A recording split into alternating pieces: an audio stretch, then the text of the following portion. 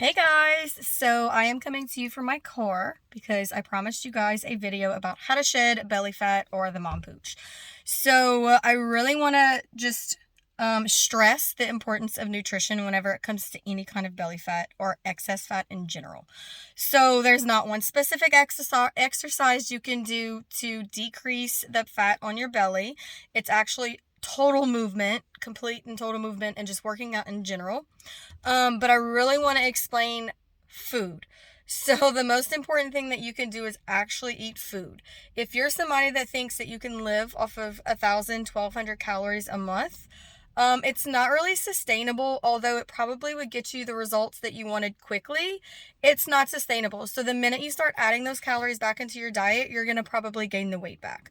So typically what I explain to my clients is that the more food you eat, the more you can lift, the more energy you have for exercising and playing with your kids. And I apologize if you see sweat dripping, because it is, in South Louisiana, it is, I think, 91 today. And I don't have my car on, that way you can hear me. So I really want to help you understand that actually eating more food would be highly beneficial. If you're somebody that's breastfeeding, you should probably be eating, and this is just average, about 2,000 calories a day. Water intake should be over half of your body weight in ounces. So typically I usually drink between 70 to 90 ounces of water a day, and I feel very hydrated. If you're waking up the next morning really thirsty, that probably means that you did not drink enough water the day before. If you're waking up in the middle of the night thirsty, you didn't drink enough water. I usually recommend at least a glass of water with each meal and a glass of water when waking up. So that's already 4 glasses of water if you're drinking like a 12-ounce glass. So your nutrition plays a really big part in the amount of fat that you have on your belly, especially if you're newly postpartum and you have not lost the baby weight. Then if you'll notice the inches fall off more whenever you're focusing on your food. So exercise does play a big part in that. So if you're doing both, then it's a double whammy. You're winning, right? So whenever you're exercising, you're actually working out your core and your abdominal muscles whenever you're lifting a weight, period. It doesn't matter what you're doing. Shoulder presses, any kind of rows, back moves, anything on the ground. I mean, literally any move that you do when you're lifting a weight, you are utilizing your core, or you should be. You should not be able to push in your belly and not feel any kind of tightness. Even if you have inches and inches of fat on you, it does not matter. You should feel the tightness in your belly whenever you're exercising or whenever you're lifting weights.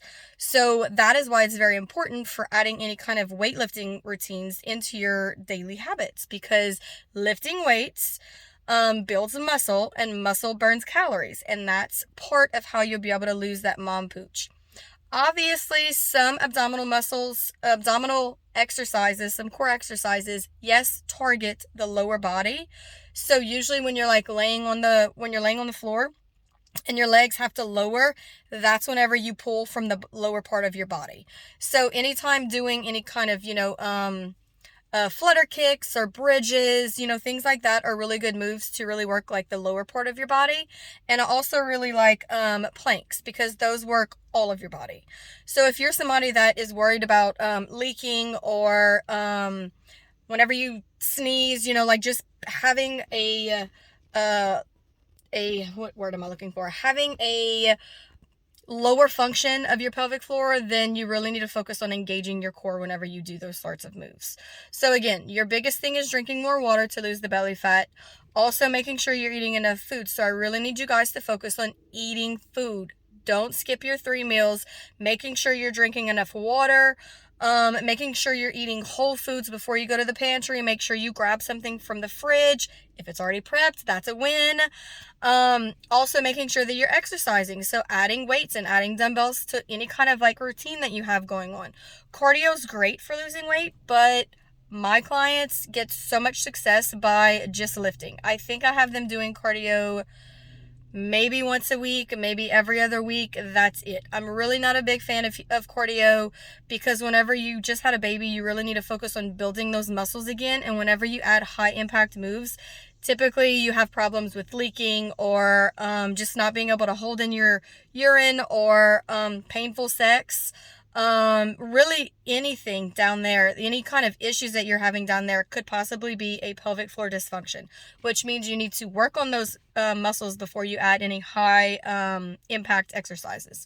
So like I said, I'm really, really big on your nutrition. So if you're struggling with that mom pooch, look at what you're eating.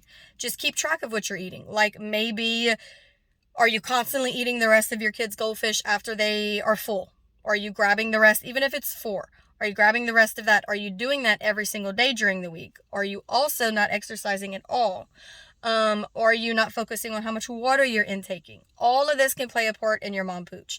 So if you're really struggling with that, then it might be best that you start finding a good meal plan to do, a good exercise routine to do, preferably from home. Since you have kids, it's so much easier to work out at home. And adding in more water to your daily intake. So those things should really help you lose that mom pooch. If you need like specific guidelines, I can help you with that. That's what I do. I would absolutely love to help you, but these tips should be able to at least get you started into losing that mom pooch. I noticed a lot of inches loss whenever I limited my alcohol. So on the weekends, I stopped drinking too much. So during the holidays, we just usually have all kind of parties and things going on, and so usually we drink more on the weekends. So I limited my alcohol consumption on the weekends and nothing during the week typically. And then I also added more water. I started actually following the meal plan that was given to me. So not just veering off and eating whatever I wanted. I followed what was in front of me because that works. And also following my exercise regimen. I was not giving up. I told myself at least four times a week I'm going to work out, and I commit to that, and I do not allow myself less than 4 days unless I'm sick, the kids are sick, or we're on vacation and I need to just like alter my days. But I stick to the commitment to myself, and that may be what you're missing as well. Commit to yourself to follow something and you will see the inches drop, I promise. But let me know if you guys need any help. I hope this video helped.